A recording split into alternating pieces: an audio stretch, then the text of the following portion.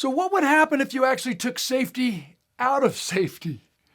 And instead of perpetuating a culture of catching people doing something wrong and hanging more safety requirements up on the wall, that you actually made safety about love and mutual respect and self-discipline and support by removing the distractions and improving your concentration so safety would take care of itself.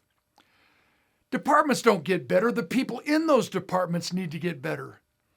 May I share some stories to make my point? Do you agree that if you can't get it right at home, you can't get it right at work? Which means if you bring negative baggage from home with you to work, it will probably cause you to lose concentration. And we all know distractions and lack of focus are the main causes of our accidents. So let me ask you a personal question. How is your relationship at home? Because if we come to work with an unsettled understanding of where our relationship sits at home, there's a really good chance we will lose focus, lose concentration, and actually cause an accident that didn't really need to happen. To illustrate, the preacher's in the middle of a sermon and all of a sudden the back door of the church slams open and in walks the devil. All the church members climb out the windows, the preacher climbs out the back door, and one good old boy stays defiant in the church sitting on the bench. The devil walks up to him and says, "Apparently you don't know who I am." Good old boy says, "Yeah, you're Satan."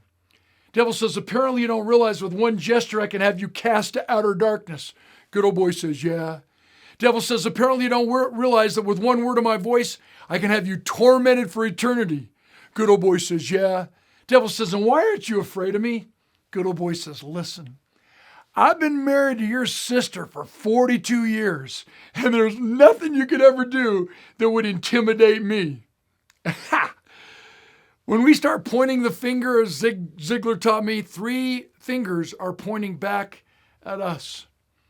May I challenge all of us to focus in on what matters most, and what matters most is what lasts the longest, which are relationships with our loved ones, our most meaningful relationships at home. And again, if we don't get it right at home, how can we possibly ever expect to get it right at work?